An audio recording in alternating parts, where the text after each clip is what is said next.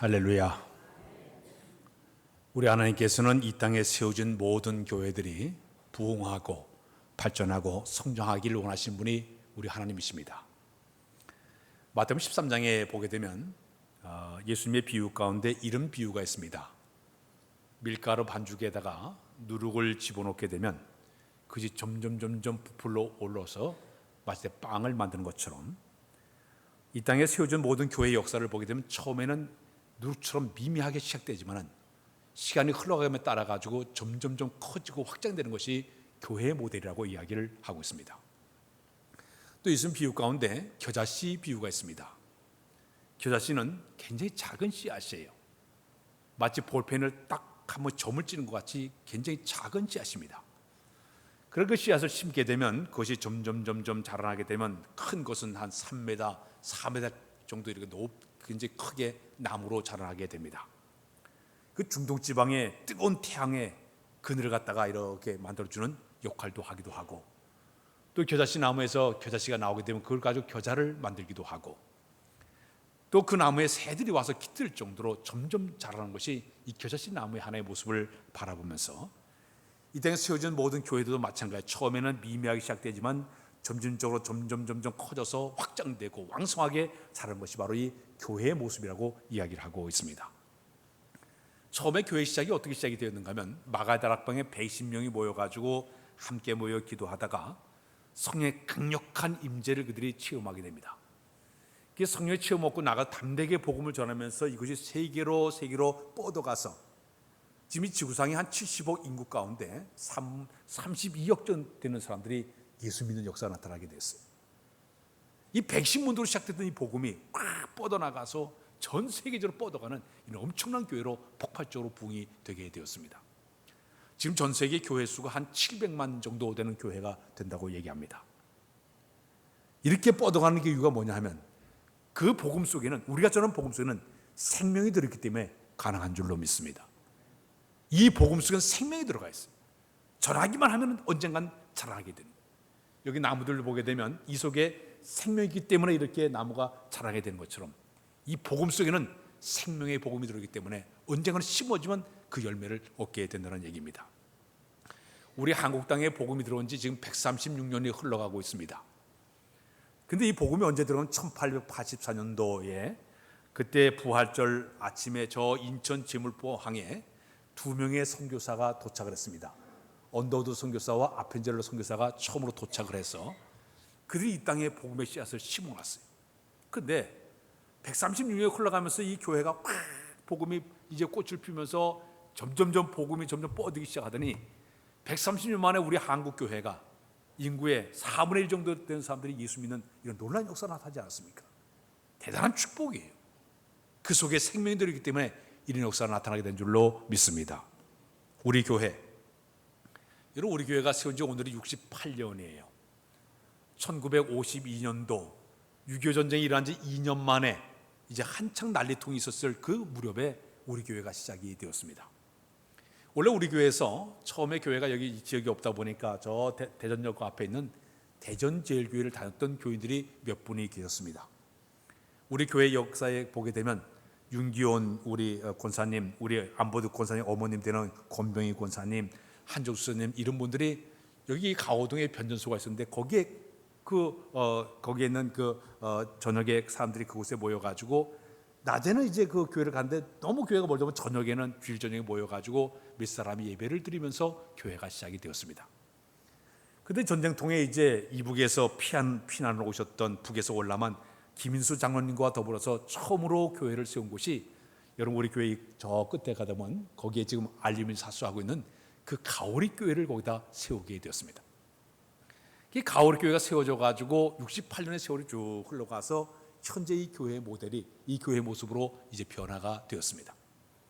제가 교회 연역을 지난주에 또 이렇게 한번 쭉 훑어봤더니 그동안 우리 교회에 68년이 흘러가면서 한 10명의 목회자들이 이곳에 걸쳐갔습니다. 근데 과거에 우리 교회가 처음에 성장할 때는 교회가 너무너무 가난하니까 처음에 있었던 전사님들은 1년 있다가 떠나고 2년 있다가 떠나고 다 그렇게 힘들다 보니까 떠나버렸어요. 가장 오래 이제 목회하신 분이 우리 교회 이제 원로 목사님 되셨던 박성도 목사님께서 한 23년 동안 우리 교회를 이렇게 성장시키다가 이제 제가 우리 교회 와가지고 지금 19년 차로 지금 이렇게 목회를 하고 있습니다. 긴 세월 동안 하나님의 교회가 미미하게 가정에서 예배를 드리면 미미하게 시작이 됐지만 그동안 교회가 계속적으로 성장을 해서 이만큼 부흥하고 성장하게 된 것은 하나님의 은혜인 줄로 믿습니다. 또 우리가 전하는 이 복음 속에 생명이 있기 때문에 이만큼 교회가 성장한 줄로 믿습니다. 우리가 교회가 성장하기 위해서는 성경을 쭉 보게 되면 성장의 모델들의 여러 가지 모습들이 나오고 있습니다. 교회의 성장에는 네 가지의 성장의 모델이 있습니다. 첫 번째는 뭐냐면 수적으로 성장하는 거예요. 교인의 수가 점점 불어나는 것을 갖다가 수적 성장이다 얘기하고 있습니다. 베드로 사도가 하루에 복음을 전할 때 3,000명 된 사람들이 예수 믿게 되었고, 또 4,000명, 7,000명 허다한 사람들이 막 수다한 사람들 몰려들어와서 폭발적으로 교회가 성장하는 모습을 갖다가 수적으로 성장했다, 그렇게 이야기를 하고 있습니다. 두 번째 교회의 성장은 질적인 성장이에요. 초창기의 성도들의 모습을 보면 사도들이 갇힐 때마다 그대로 순종하는 마음으로 잘 배우면서 다져지다 보니까 교회가 내적으로 굉장히 질적으로 성장된 교회의 모습으로 잘 자라나게 되었습니다. 교회가 내적으로 교인들이 순종의 믿음을 가지고 질적으로 성장하는 교회가 이게 교회의 두 번째 성장의 모습이에요. 세 번째 교회는 뭐냐? 공동으로 성장하는 교회였습니다. 초대교회 모습을 보게 되면 부자들이 자기 재산을 팔아가지고 가져와요. 가져오게 되면 그것을 똑같이 분배를 해가지고 공동분배해서 모든 간 사람들, 부한 사람이나 간 사람이 똑같이 공동분배를 해서 서로 섬기고 나누면서 열심히 살았어요. 그 당시에 성도들의 모습은 성전에 모이기를 힘쓰고 서로 뜨겁게 예배를 드리고 교제하고 말씀을 나누고 이렇게 공동적으로 성장한 것이 바로 초대교회의 공동의 성장의 모습이었습니다. 마지막에는 어떤 교회의 모습이었느냐? 봉사 성장하는 교회였습니다. 이 당시에는 전쟁을 많이 일어나다 보니까 교회 내에 과부들이 굉장히 많았습니다. 이 과부들이 먹을 것이 없다 보니까 초대교회 성도들은 어떻게 했냐? 집집마다 금요일마다 다니면서 전부 양식을 거둬들여요. 집마다 가진 모든 양식을 똑같이 분배해서 가난한 과부들에게 열심히 나눠주기 시작했습니다. 이 초대교회가 한 일 가운데 가장 큰 일은 구제사업하는 거예요. 열심히 나누다 보니까 그 당시에 많은 주변의 온 백성들이 칭송을 받다는 얘기는 예루살렘 사람 모든 사람들이 교회를 다 칭찬했어요. 어떻게 저렇게 교회가 사랑있느냐? 어떻게 저렇게 나눌 수가 있느냐? 열심히 바깥에서 교회를 칭찬한 일이 벌어지게 됐어요. 이것이 바로 초대교회의 성장의 네 가지의 하나의 모습이었습니다. 여러분, 교회가 성장하기 위해서는 목회자뿐만 아니라 온 교인들이 헌신적인 이런 노력이 있어야만이 교회가 성장할 줄로 믿습니다. 지금 현재 미국에서 가장 뜨는 교회를 꼽으라 그러면 저 캘리포니아주에 있는 레이크 포레스트에 있는 닉 웨렌 목사님이 목회하는 교회, 세들백 교회입니다. 지금 화면에 좀 띄워주면 좋겠는데 세들백 교회라는 그 교회가 있습니다. 교인의 수가 한 8만 명 정도 되는 그러한 교회입니다. 영상을 좀 띄워주세요. 준비된 거. 네. 교회였습니다. 교인의 수가 상당히 많이 이런 교회인데 이 닉 웨렌 목사님께서는 미국 사람들 가운데 전부 조사를 해봤더니 빌리그람 목사님 다음으로 가장 영향력을 끼치는 인기 많은 그런 목사님이 바로 이 닉 웨렌 목사님이십니다. 대통령이 취임할 때도 이 목사님에게 축복 기도를 받을 정도로 대단히 인기 있는 그런 목사님이십니다. 자, 근데 이 목사님이 이렇게 유명해진 이유가 있습니다. 그 목사님이 두 권의 책을 써냈습니다. 하나는 뭐냐면 세들백 교회 이야기라는 책을 하나 써놓았고요. 두 번째 책이 유명한 책이에요. 목적이 이끄는 삶이라는 책을 내놓게 되었습니다. 이 목적이 이끄는 삶이라는 이 책은 아주 중요한 책인데 얼마나 기독교 서적 가운데 가장 베스트셀러로서 전 세계 20개국에 이 책이 쫙 팔려요. 3천만 권 이상 팔 정도로 대단히 인기를 끄는 그런 책이 되었습니다. 그런데 이 책의 내용은 이런 내용을 이야기를 하고 있습니다.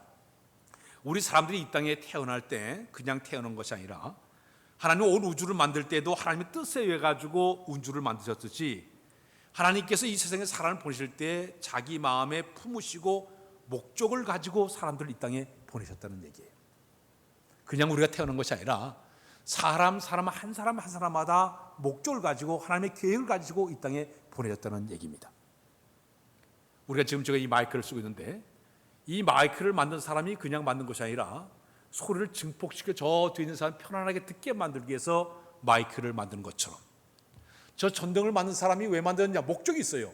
환하게 비추어서 어둠 가운데 글을 볼 수 있게 만들기 위해서 저 전등을 만드는 것처럼, 우리 하나님께 사람들이 이 땅에 보내실 때 그냥 보내는 것이 아니라 한 사람 한 사람마다 목적과 계획을 가지고 이 땅에 보냈다는 얘기입니다.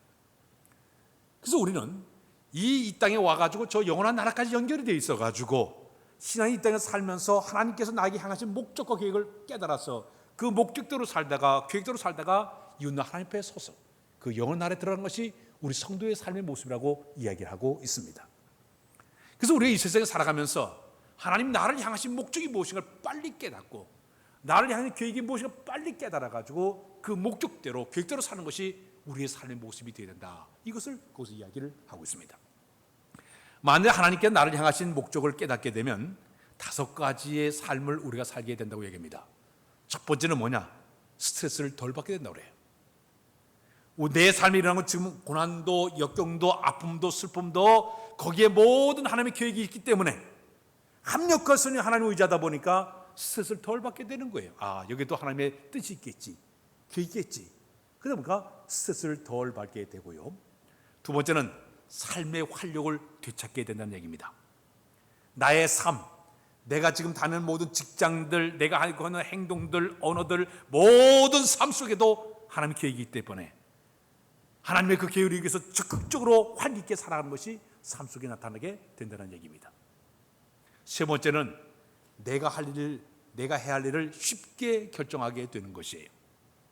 하나님 뜻대로 살아가다 보니까 조금 손해가 봐도, 힘들고 어려워도, 이것이 하나님께서 원하시는 일은 기꺼이 내가 순종하는 마음으로, 십자가를 원한다면 내가 기꺼이 가겠습니다, 그런 마음으로 살기 때문에 어떤 일을 선택할 때 쉽게 그것을 결정해야 된다는 얘기입니다. 네 번째는 삶의 의미를 발견하게 된다는 얘기입니다. 내가 현재단 직장 안에서, 내 가정 안에서, 내 삶의 자그마한 부분 안에서도 하나님의 계획과 섭리를 알기 때문에 그저 감사하는 마음으로, 기뻐하는 마음으로 그저 하나님의 찬양하며 살아가는 삶의 의미를 가치라는 것이 이 하나님의 목적으로 할 때 그런 역사가 이루어지게 된다는 얘기입니다. 마지막에는 무엇보다도 가장 중요한 일꾼으로 쓰임받게 된 것에 대한 감사함이 있다는 얘기입니다. 내가 하나님의 거룩한 교회 속에 들어가서, 아니 저 사회 속에 들어가서 삶의 현장에 들어가서 일을 할 때마다 여기도 하나님께 나를 이곳에 불러줬고 나에게 일을 맡겼다, 이 소명의식과 사명의식이 있다 보니까 그저 하나님 앞에 쓰임받는 것을 감사하는 마음으로 그 일을 행해야 된다, 그렇게 이야기를 하고 있습니다. 지금 우리나라의 재벌 가운데 30대 그룹에 들은 이랜드의 박성수 회장이라는 장로님이 계십니다. 이 박성수 회장님이 그런 얘기했어요. 직업에는 영어로 얘기할 때 2가지의 단어로 쓸 수 있다. job, 우리가 직업을 갖다 job이라고 얘기하는데, 그냥 먹고 살아가기 위해서 쓰는 것을 갖다가 그냥 먹고 입고 먹고 살고 이런 것을 쓰는 것을 job, 그냥 직업이라고 얘기합니다. 그러니까 두 번째 그가 단어 쓴 게 calling이라는 말을 썼어요. 이게 뭐냐? 하나님께서 소명이래요. 하나님께서 나를 그곳에 보내주었다, 하나님께서 나의 일을 맡겨주었다, 이 마음을 가지고 그 일을 하다 보니까 그는 돈을 버는 목적도 하나님의 영광을 위해서 돈을 벌다 보니까 그 돈을 가지고 사업을 통해 가지고 열심히 선교하고 선교사 듣고 개척교회 세우고 이렇게 하다 보니까 폭발적으로 이렇게 재벌그룹다 이렇게 성장이 됐다고 고백을 하고 있습니다. 참 우리가 참된 그리스도인의 삶의 모습은 하나님께 나를 향하신 그 이 땅에 보내주신 그 목적을 빨리 깨닫고, 신앙생활도 그렇고 우리의 삶의 모든 생활도 마찬가지고 모든 삶 속에서 나를 향하신 하나님의 계획, 섭리를 깨닫는 것이 우리에게 필요한 줄로 믿습니다. 그래서 그 책이 강조하는 바가 뭐냐면, 우리 인간들이 이 인생을 참되게 살아가기 위해서는 5가지의 목적의 삶을 잘 실천해야 된다. 하나는 뭐냐? 예배의 삶을 잘 해야 되겠고, 교제를 잘 해야 되겠고, 성장을 해야 되겠고, 섬김을 잘해야 되겠고, 선교를 해야 되는데 이 5가지의 목적을 이루는 장소가 바로 어디냐? 교회라고 얘기했습니다.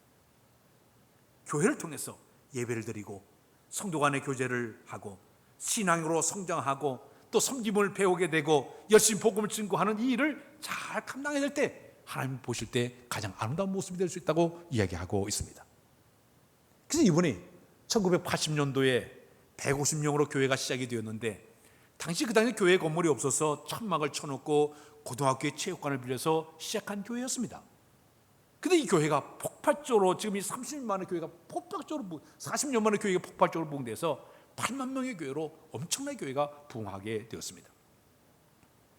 그래서 그 교회들은 그저 교회 가서 예배드릴 때마다 감사하는 마음으로 기뻐하는 마음이에요. 말씀을 공부할 때도 신앙의 성장을 위해서 열심히 공부하게 되고, 교회는 성경의 훈련을 잘 받다 보니까 나가서도 그냥 그 성경의 모습 가지고 직장이나 삶의 현장에 들어가서 그렇게 살다 보니까 그들의 모든 교회들이 밝은 모습으로 기뻐하는 모습 교회 생활하고 있다고 소개를 하고 있습니다. 사랑하는 여러분, 오늘 우리가 이 세상에 살아가면서 우리 신앙생활 할 때 중요한 것은 나를 향하신 하나님의 놀라운 계획과 뜻이 무엇인가 빨리 발견하고 그분이 이끄신 바대로 직장에 들어가서, 가정에 들어가서, 교회 안에서 진실한 신앙의 모습 살아가는 우리의 모습이 되어야 될 줄로 믿습니다. 저는 이 찬양을 굉장히 좋아해요. 우리 찬양 좀 반주 준비했어요. 우리에게 향하신 이 찬양을 제가 굉장히 좋아하는데, 우리 한번 찬양 한번 불러볼까요? 악보 준비했어요. 영상 시를 좀 띄웠어요. 우리에게 행하신 여호와의 인자하심이, 우리에게 향하신 여호와의 인자하심이 크고 크도다 크시도다 크고 크도다 크시도다. 우리 향하신 여호와의 진실하심이 우리에게 향하신 여호와의 진실하심이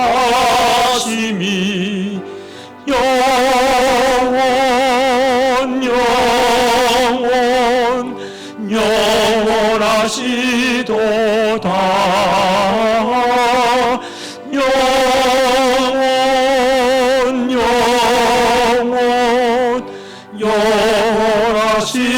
우리에게 향하신 여호와의 계획하심이, 우리에게 향하신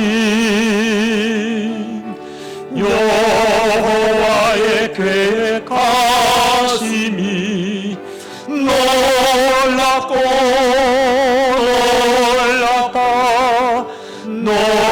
놀라우시도다. 놀랍고 놀라우시도다.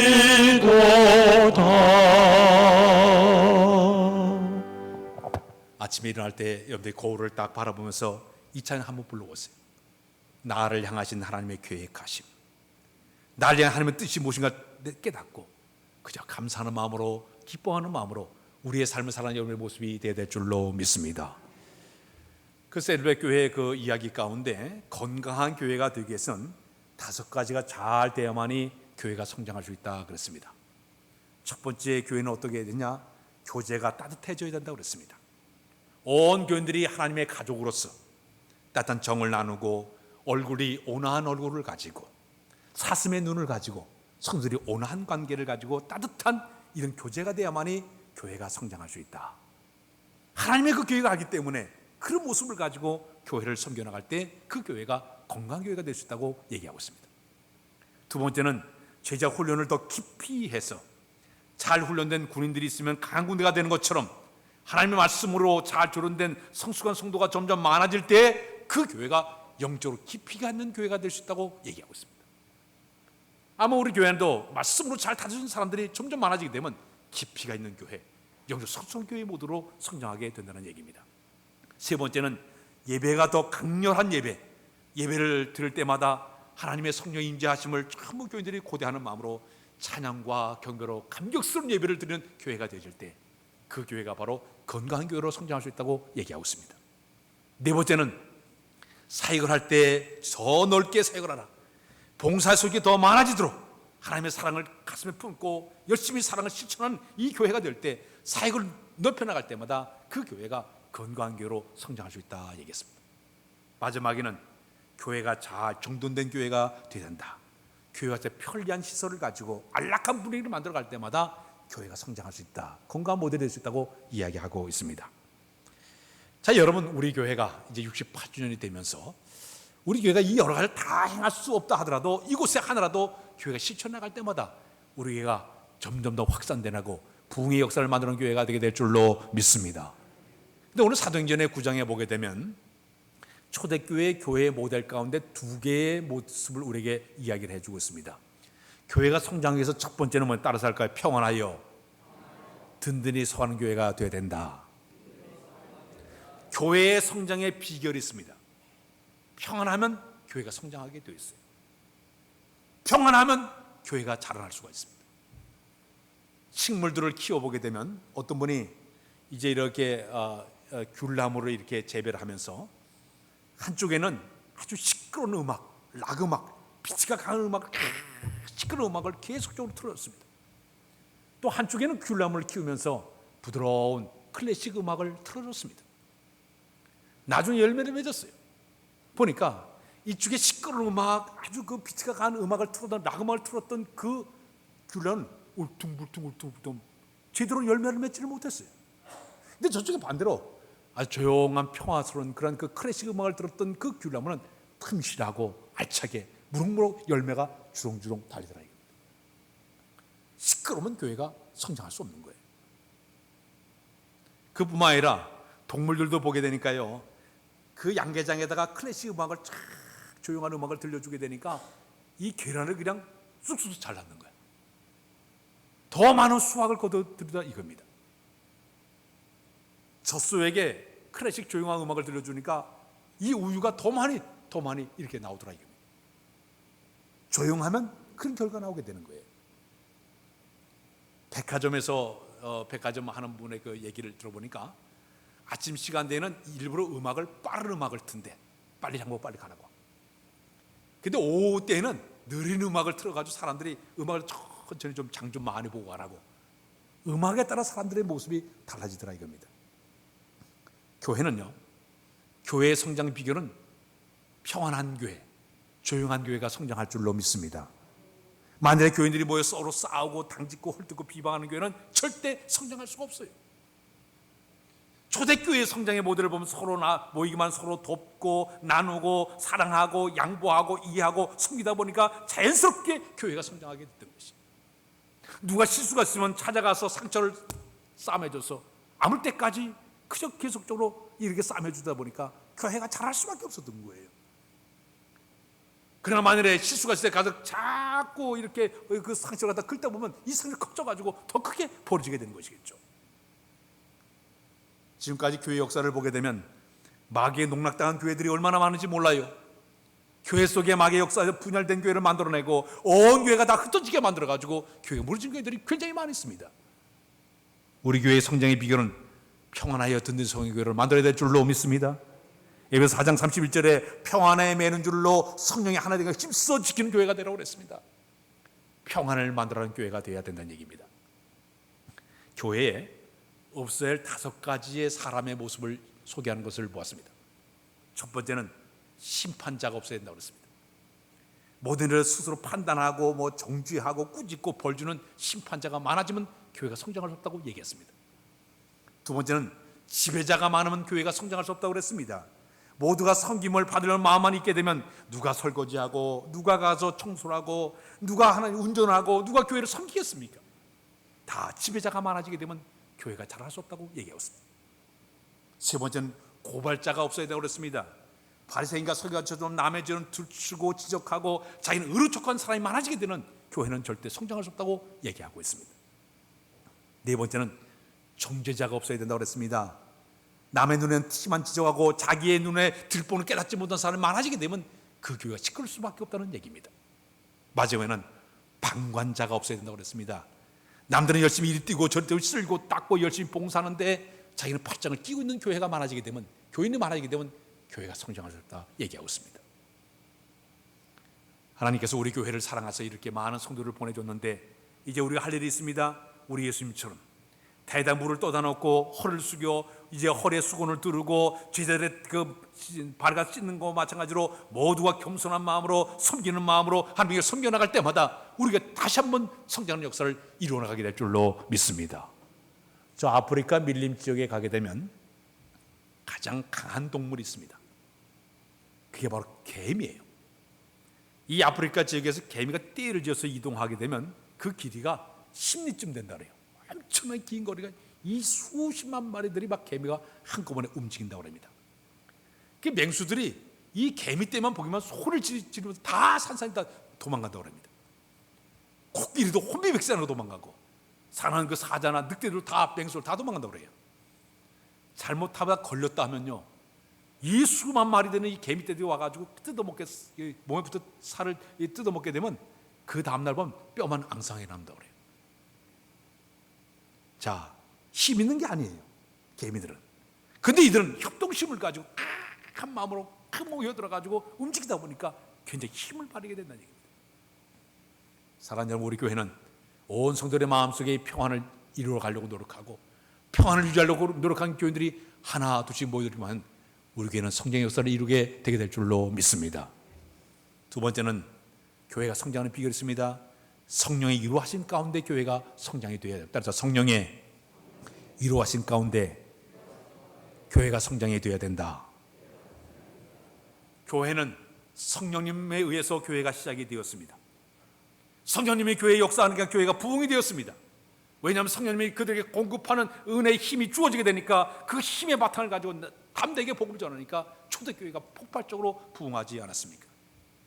이 초대교회 성령의 비결은 성령님이 교회를 주도하셨어요. 또 교인들의 마음에 성령이 감화감동하셨어요. 그러니까 저절로 교인들이 은혜를 받으니 성령 충만하게 교회가 잘할 수밖에 없었다는 얘기입니다. 만약에 교회 사람들끼리 모여가지고 일하게 되면 그냥 모임이에요. 개인 모임이에요. 낚시 모임이에요. 골프 치러 가는 거, 등산하는 거 모임이에요. 그러다 보니까 사람끼리 모이니까 사람 냄새가 나고 사람 수는 점점 커진 교회가 될 수밖에 없다는 얘기입니다. 그러나 교회 안에 성령의 사람들이 교회 가운데 몰려들게 되면 성령의 뜻 아래 서로 순응하는 마음으로, 헌신하는 마음으로 그들이 사역을 하다 보면 그 교회 속에 날마다 기쁨이 있고 감사 있고 은혜가 넘치는 교회로 바뀌어지게 된다는 얘기입니다. 창세기에 보게 되면 이제 흑암이 깊은 가운데 있고 땅이 혼돈한 가운데 있었을 때 하나님의 신이 수면에 운행하시더라, 그런 말이 있습니다. 하나님의 신이 뭐냐?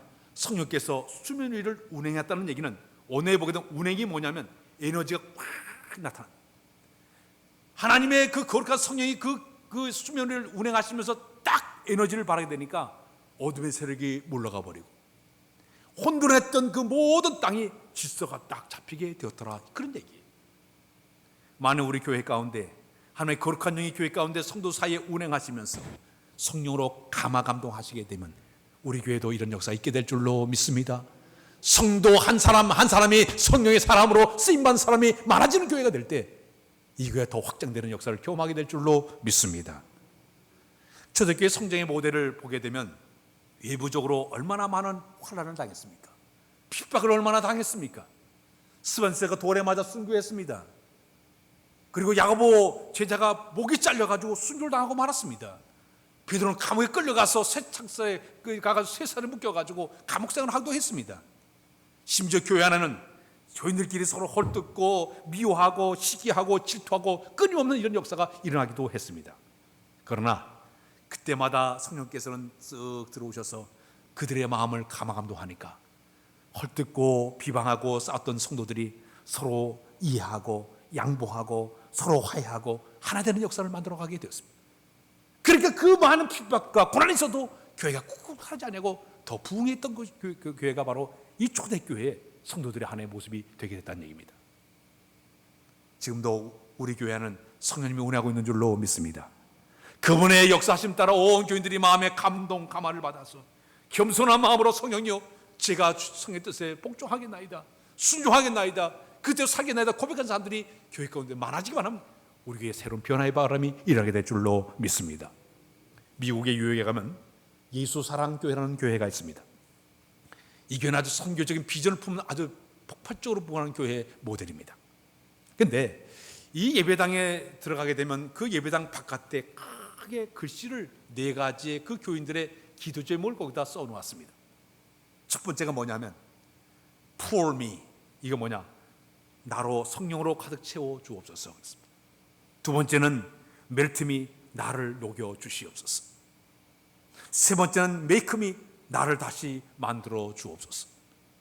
마지막에는 유즘이, 나를 사용하여 주옵소서. 자, 교인들이 교회 들어날 할 때마다 성령이여 나에게 가득 채워주시고 나를 녹여주시고 나를 새롭게 만들어주셔서 당신의 필요한 곳에 나를 사용하여 주옵소서. 그렇게 기도하는 거예요. 들락 날락하면 그들이 기도하다 보니까 성들의 삶 속에 놀라운 변화가 일어나기 시작했습니다. 그들의 뜨거운 역사를 통해서, 그들의 뜨거운 성령의 역사를 통해서 그 교회가 선교적인 비전과 열심히 복음을 전하니까 수많은 성도를 구원하는 위대한 역사를 만들어내게 되었습니다. 우리 교회 안에도 이런 성령의 바람이 일어나야 될 줄로 믿습니다. 성령이 구석구석 다니면서 성도의 마음을 감화감동하고 역사하시고 움직이게 되면 이런 놀라운 무브먼트 운동이 일어나게 되는 것입니다. 오늘 우리 교회가 68주년을 맞이했습니다. 이제 새롭게 이제 70년을 향해서 달려가게 되는데, 오늘 저님들이 이 말씀 앞에 겸손히 서서 하나님, 나를 이 땅에 보내신 하나님의 목적과 계획이 무엇인가 깨닫게 하여 주시고, 나를 이 교회에 하나님께서 세우신 목적이 무엇인가 깨닫게 하셔서 내가 이 하나님의 계획대로 사는 사람들이 되게 해달라고 기도하시고, 여러분들이 교회 각자 교회 속에 들어와서 이 교회 평화를 유지하는 아름다운 피스메이커가 돼서 내가 이 교회 평화를 만드는데 위대한 사역자로 쓰임받은 자 다 되시길 바라고, 성령의 사람으로 쓰임받아 교회 구석구석에서 교회를 함께 세워나가는 여러분들 모습이 다 되시길 주님의 이름으로 부탁드립니다. 기도합니다. 하나님, 이 땅에 우리를 보내신 하나님의 목적과 계획을 잘 발견하도록 인도하여 주옵소서. 주의 뜻대로 살아가기 합당한 우리 모두 다 되도록 인도하여 주옵소서. 특별히 하는 우리 모두가 다 성령의 사람이 되기를 원합니다. 교회 속에 구석구석에 들어가서 이제 아름답게 평화를 만드는, 화평을 만드는 자들이 되도록 인도하여 주시며, 성령의 도구로 쓰임받도록 인도해 주어서 아름다운 교회를 세워가기 합당한 우리 모두로 삼아 인도하여 주옵소서. 믿사오며 예수 그리스도의 이름으로 기도하옵나이다. 아멘.